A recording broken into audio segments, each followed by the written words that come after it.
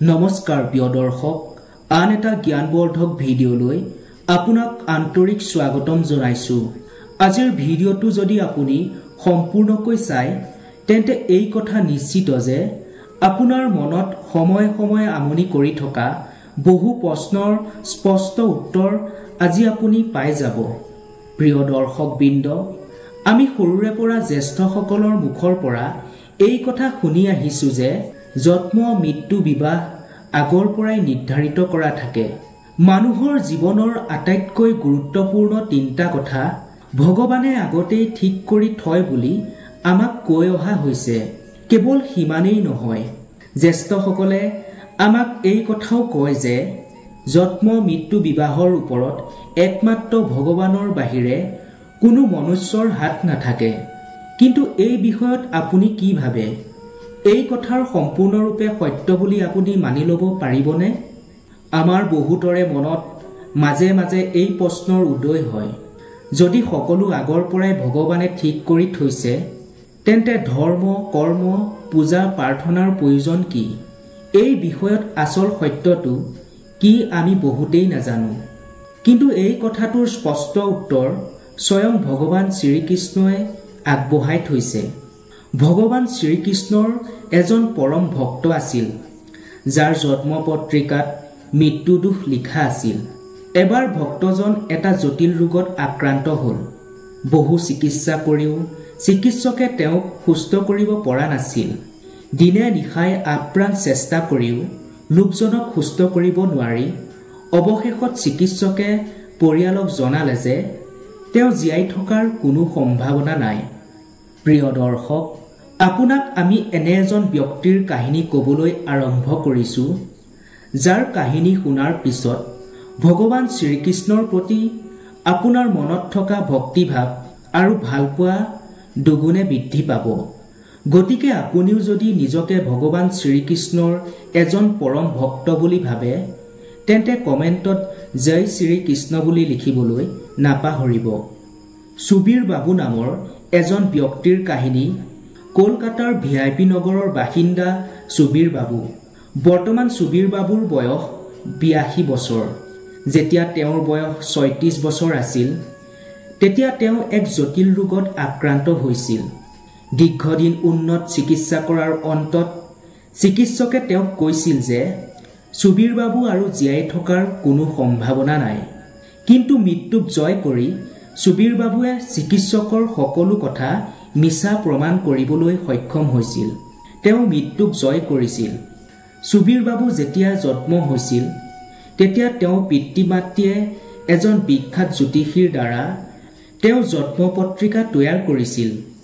জন্ম পত্ৰিকা তৈয়াৰ কৰি সেই জ্যোতিষীজনে সুবীৰ বাবুৰ মাক দেউতাকক কৈছিল যে 34 বছৰৰ পৰা 38 বছৰৰ মাজৰ সময়খিনিতে সুবীৰ বাবুৰ জীৱনৰ অৱসান ঘটিব, যি মৃত্যুৰ পৰা সুবীৰ বাবুৰ জীৱন ৰক্ষা কৰাটো কোনোপধ্যেই সম্ভৱ নহ'ব। নিজৰ সন্তানৰ জন্ম পত্ৰিকাত মৃত্যু দুখ দেখি মাক দেউতাকৰ বুকু কঁপি উঠিছিল। কিন্তু মাক দেউতাকে সুবীৰ বাবুক সেই কথা কেতিয়াও জানিবলৈ দিয়া নাছিল। ইফালে বাল্যকালৰ পৰা ভগৱান শ্ৰীকৃষ্ণৰ প্ৰতি সুবীৰ বাবুৰ অপাৰ ভক্তি আছিল। যেতিয়া তেওঁ প্ৰথমবাৰ মাক দেউতাকৰ সৈতে বৃন্দাবনলৈ গৈছিল তেতিয়া তেওঁৰ বয়স আছিল মাত্ৰ 7 বছৰ। বৃন্দাবনতে সুবীৰ বাবুৰ পিতৃ মাতৃয়ে এজন সিদ্ধ পুৰুষক দৰ্শন কৰে। সিদ্ধ পুৰুষজনে তেওঁলোকক কৈছিল যে অনেক পুণ্য কৰ্মৰ ফলতহে এটা জীৱই মানৱ যোনিত জন্ম লাভ কৰে আৰু মানৱ যোনিত জন্ম লাভ কৰাৰ পিছত মনুষ্যৰ প্ৰধান কৰ্তব্য হৈছে দৰিদ্ৰ সেৱা কৰা, পশু পক্ষীৰ সেৱা কৰা আৰু ধৰ্মৰ পথত থাকি ভগৱান শ্ৰীকৃষ্ণৰ নাম জপ কৰা। একেদৰে ভজন, কীৰ্তন আৰু গীতা পাঠ কৰাই মনুষ্যৰ পৰম কৰ্তব্য। এই ধৰণৰ সৎকৰ্ম আৰু ভগৱান শ্ৰীকৃষ্ণৰ আৰাধনাৰ মাধ্যমেৰেই মনুষ্যই মোক্ষ লাভ কৰিব পাৰে। অৰ্থাৎ এই মনুষ্যৰূপী জীৱই মৃত্যুৰ বন্ধনৰ পৰা চিৰকালৰ বাবে মুক্তি লাভ কৰিব পাৰে। সিদ্ধ পুৰুষৰ এই কথাবোৰ বালক সুবীৰৰ শিৰাই শিৰাই প্ৰবাহিত হৈ পৰিছিল। বৃন্দাবনৰ পৰা উভতি অহাৰ পিছৰে পৰা সুবীৰ নিয়মিতভাৱে মাকৰ সৈতে প্ৰাৰ্থনা গৃহত ভগৱান শ্ৰীকৃষ্ণৰ আৰাধনা কৰিবলৈ আৰম্ভ কৰিলে। সুবীৰক দেউতাকে সদায় গীতা পাঠ কৰি শুনাইছিল আৰু সিও নিয়মিতভাৱে ভগৱান শ্ৰীকৃষ্ণৰ নাম জপ কৰিছিল। এইদৰে কিছুদিন যোৱাৰ পিছত লাহে লাহে সুবীৰে নিজেই গীতা পাঠ কৰিবলৈ আৰম্ভ কৰিলে। মন্দিৰলৈ যোৱা, পূজা কৰা, ভজন কীৰ্তন কৰা, ক্ষুধাৰ্থ মানুহক অন্নদান কৰা, পশু পক্ষীক মৰম কৰা আদি সৎকাম সুবীৰৰ দৈনন্দিন জীৱনৰ কৰ্মত পৰিণত হ'ল। তাৰ পিছত ২৭ বছৰ বয়সতে সুবীৰ বাবুৱে প্ৰথম চেষ্টাতেই ইণ্ডিয়া ডিফেন্স একাউণ্ট ডিপাৰ্টমেণ্টত চাকৰি লাভ কৰিছিল। এই খবৰ পোৱা মাত্ৰেই সুবীৰৰ পিতৃ মাতৃয়ে বুজি পাইছিল যে ভগৱানৰ আশীৰ্বাদৰ ফলতে তেওঁলোকৰ সন্তানে এই চাকৰি লাভ কৰিলে। ইমান এক ডাঙৰ দায়িত্ব পোৱাৰ স্বত্তেও সুবীৰ বাবুৱে পুৱা সোনকালে উঠি স্নান কৰি শুদ্ধ পোছাক পৰিধান কৰি পূৰ্বৰ দৰে নিয়মিতভাৱে মন্দিৰলৈ গৈছিল। সদায় অফিচলৈ যোৱাৰ পূৰ্বে আৰু অফিচৰ পৰা আহি নিয়মিতভাৱে গীতা পাঠ কৰি গৈছিল। লগতে দৰিদ্ৰ লোকক সহায় কৰিবলৈও তেওঁ পাহৰি যোৱা নাছিল। ভগৱান শ্ৰীকৃষ্ণৰ প্ৰতি সুবীৰ বাবু এনে ভক্তি দেখি তেওঁ অফিচৰ সহকৰ্মীসকল মুগ্ধ হৈ পৰিছিল। প্ৰতি বছৰে অফিচৰ পৰা ছুটী লৈ সুবীৰ বাবুৱে মাক দেউতাকৰ সৈতে বৃন্দাবনলৈ গৈছিল আৰু ভগৱান শ্ৰীকৃষ্ণক পূজা দিছিল। আৰু সেই সিদ্ধ পুৰুষক দেখা কৰি তেওঁ মুখৰ পৰা সুবীৰ বাবুৱে ভগৱান শ্ৰীকৃষ্ণৰ লীলা কাহিনী আগ্ৰহেৰে শুনিছিল। ইমান ডাঙৰ চাকৰি পোৱা স্বত্তেও তেওঁ জীৱনত কেতিয়াও লোভ কৰা নাছিল। সুবীৰ বাবুৱে যেতিয়া ৩২ বছৰ বয়সত ভৰি দিছিল তেতিয়া তেওঁৰ মাক দেউতাক যথেষ্ট বৃদ্ধ হৈছিল। চাকৰি জীৱনৰ বিভিন্ন কামৰ মাজতে সুবীৰ বাবুৱে বৃদ্ধ মাক দেউতাকক সদায় গীতা পাঠ কৰি শুনাইছিল। ইয়াৰ কিছুদিন পিছত বিবাহ বন্ধনত আবদ্ধ হ'ল। এগৰাকী কৃষ্ণ ভক্ত নাৰীকে তেওঁ বিয়া পাতিছিল। তাৰ পিছত সুখ শান্তিৰে আৰু ৪টা বছৰ কটোৱাৰ পিছত এদিন মধ্যৰাতি তেওঁ খুব অসুস্থ অনুভৱ কৰিছিল। সুবীৰ বাবুৰ অসুস্থতা ক্ৰমাৎ বৃদ্ধি পোৱাত তেওঁৰ পত্নী আৰু পিতৃ মাতৃয়ে একো বুজিবই পৰা নাছিল। কিন্তু হঠাৎ সুবীৰ বাবুৰ মাক দেউতাকৰ সেই জন্ম পত্ৰিকাত লিখা মৃত্যু দুখৰ কথা মনত পৰিল। এই কথা মনত পৰাৰ পিছত তেওঁ পিতৃ মাতৃৰ বুকুৱে ধান বনাদি বান্ধিবলৈ ধৰিলে। তেওঁলোকে দেৰি নকৰি ভগৱান শ্ৰীকৃষ্ণৰ নাম জপ কৰিবলৈ আৰম্ভ কৰিলে। ভগৱানৰ নাম জপ কৰাৰ পিছতেই তেওঁলোকৰ মনৰ পৰা সমস্ত দুশ্চিন্তা আঁতৰি গ'ল আৰু দেউতাকে ফৰ্টিছ হস্পিটেললৈ ফোন কৰি এম্বুলেন্স মাতিলে আৰু তাৰ পিছত এম্বুলেন্স আহিল আৰু সুবীৰ বাবুক লৈ যোৱা হ'ল ফৰ্টিছ হস্পিটেললৈ। হস্পিটেলত উপস্থিত হোৱাৰ পিছত সুবীৰ বাবুক তৎক্ষণাৎ ICUত ভৰ্তি কৰা হ'ল। সুবীৰ বাবুৱে সেই সময়ত শ্বাস প্ৰশ্বাসত প্ৰচণ্ড কষ্ট পাইছিল। ইফালে ফৰ্টিছ হস্পিটেলত থকা ভগৱান শ্ৰীকৃষ্ণৰ মূৰ্তিৰ সন্মুখত ৰৈ সুবীৰ বাবুৰ মাক দেউতাক আৰু পত্নীয়ে চিঞৰি চিঞৰি কান্দিবলৈ ধৰিলে। হস্পিটেলখনৰ এজন বিশেষজ্ঞ চিকিৎসকৰ ওপৰত সুবীৰ বাবু চিকিৎসাৰ দায়িত্ব পৰিল। এইদৰে হস্পিটেলৰ কেবিনত সুবীৰ বাবুৰ মাক দেউতাক আৰু পত্নীয়ে কান্দি কান্দি নিশাটো পাৰ কৰিলে।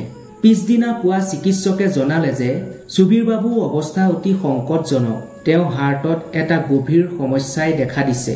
স্বাস্থ্যৰ উন্নত নোহোৱা পৰ্যন্ত সুবীৰ বাবুক ICUতে ৰখা হ'ব বুলি চিকিৎসকসকলে পৰিয়ালক জানিবলৈ দিলে। চিকিৎসকৰ মুখৰ পৰা এই কথা শুনি সুবীৰ বাবুৰ মাক দেউতাক আৰু পত্নী খুবেই শংকিত হৈ পৰিলে।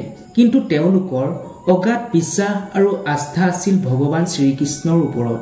সেইবাবে সুবীৰ বাবুৰ মাকে ভিজিটিং আৱাৰত সুবীৰ বাবুৰ কাষলৈ গৈ গীতা পাঠ কৰি শুনাবলৈ ধৰিলে। এইদৰে হস্পিটেলত 7টা দিন থকাৰ পিছত সুবীৰ বাবুৰ স্বাস্থ্য আৰু অধিক অৱনতি ঘটিল। চিকিৎসকে তেওঁক ভেণ্টিলেশ্যনত ৰাখিলে। চিকিৎসকে সুবীৰ বাবুৰ মাক দেউতাক আৰু পত্নীক ক'লে, আমি যিমানখিনিলৈ পাৰিলো কোনো কৃপণালি নকৰাকৈ সকলো ধৰণৰ চেষ্টা কৰিলো। এতিয়া আৰু আমাৰ হাতত কৰিবলগীয়া একো নাই।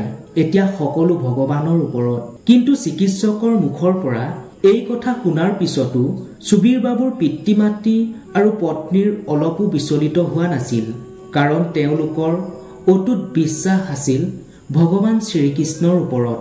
তেওঁলোক তিনিওজনে সদায় স্নান কৰি শুদ্ধ বস্ত্ৰ পৰিধান কৰি পুৱা গধূলি হস্পিটালৰ পৰা মন্দিৰত গৈ ভগৱান শ্ৰীকৃষ্ণৰ আৰাধনা কৰি থাকিল। সুবীৰ বাবুৰ সুস্বাস্থ্যৰ কামনাৰে ভগৱানৰ চৰণত অহৰ্নিশে পূজা অৰ্চনা কৰাত লাগিল।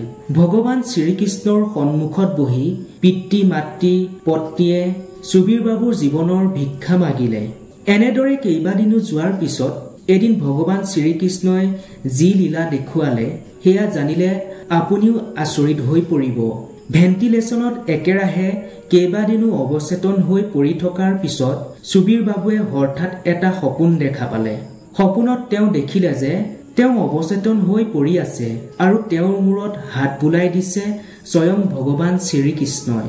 সপোনত এই দৃশ্য দেখি সুবীৰ বাবুৱে ভগৱান শ্ৰীকৃষ্ণক এবাৰ স্পৰ্শ কৰি চাবলৈ ব্যাকুল হৈ পৰি হঠাৎ চকু মেলি দিলে। ভেণ্টিলেশ্যনত অৱচেতন হৈ পৰি থকা সুবীৰ বাবুৱে চকু মেলা দেখি আচৰিত হৈ নাৰ্ছে চিকিৎসকৰ কাষলৈ গ'ল। চিকিৎসকে আহি সুবীৰ বাবুক দেখি একেবাৰে অবাক হৈ পৰিল। চিকিৎসকে দেখিলে যে সুবীৰ বাবুৱে সচেতন অৱস্থাত নিজৰ চাৰিওপাশে কিবা এটা চাবলৈ চেষ্টা কৰি আছে। সকলো ধৰণৰ পৰীক্ষা কৰাৰ পিছত চিকিৎসকে পৰিয়ালক জনায় যে সুবীৰ বাবু এতিয়া পূৰ্বৰ তুলনাত বহু বেছি সুস্থ হৈ আছে আৰু তেওঁ বৰ্তমান সংকটমুক্ত। এই ঘটনা চিকিৎসকে মিৰাকুল বা অলৌকিক বুলি প্ৰকাশ কৰিলেও সুবীৰ বাবুৰ পিতৃ মাতৃ আৰু পত্নীয়ে জানিছিল যে এই সকলো ভগৱান শ্ৰীকৃষ্ণৰ আশীৰ্বাদৰ ফলতেই সম্ভৱ হৈছে। সংজ্ঞা ঘূৰাই পোৱাৰ 4টা দিনৰ পিছত সুবীৰ বাবুৱে যেতিয়া প্ৰায়খিনি সুস্থ হৈ পৰিল তেতিয়া তেওঁ কি দেখিছিল সকলো কথা চিকিৎসক আৰু পৰিয়ালৰ আগত খুলি ক'লে। সুবীৰ বাবুৰ মুখৰ পৰা এই কথা শুনি চিকিৎসকসকল নীৰৱ হৈ পৰিল আৰু পিতৃ মাতৃয়ে ভগৱান শ্ৰীকৃষ্ণক স্মৰণ কৰিলে। এটা সপ্তাহৰ পিছত সুবীৰ বাবুক সম্পূৰ্ণ সুস্থ ঘোষণা কৰি চিকিৎসকে তেওঁক ঘৰলৈ পঠিয়াই দিলে। সেইজন সুবীৰ বাবু যাৰ জন্ম পত্ৰিকাত মৃত্যু দোষ আছিল, তেওঁ এতিয়াও ভগৱান শ্ৰীকৃষ্ণৰ কৃপাৰ ফলত VIP নগৰৰ নিজৰ বাসগৃহত পত্নীৰ সৈতে সুখৰ জীৱন কটাই আছে। প্ৰিয় দৰ্শক, সদায় এটা কথাই মনত ৰাখিব, নিয়মিতভাৱে শুদ্ধ মনে ভগৱান শ্ৰীকৃষ্ণৰ নাম জপ কৰিলে, ভগৱানৰ নাম কীৰ্তন কৰিলে, ভজন আদি শুনিলে, নিয়মিতভাৱে গীতা পাঠ কৰিলে, দুখীয়া দৰিদ্ৰ পশু পক্ষীক মৰম কৰিলে যিকোনো ব্যক্তিৰ জীৱনৰ পৰা নানা বাধা বিঘিনি দূৰ হৈ যায়। তেনে ব্যক্তিয়ে সংসাৰত সুখ শান্তি লাভ কৰে, আৰ্থিক উন্নতিৰ পথ প্ৰশস্ত হয়, মৃত্যু ভয় পৰ্যন্ত দূৰ হৈ যায়।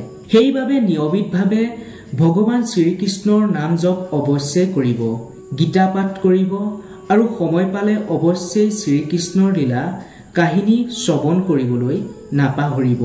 আশা কৰোঁ ভিডিঅ'টো চাই আপোনাৰ ভাল লাগিল।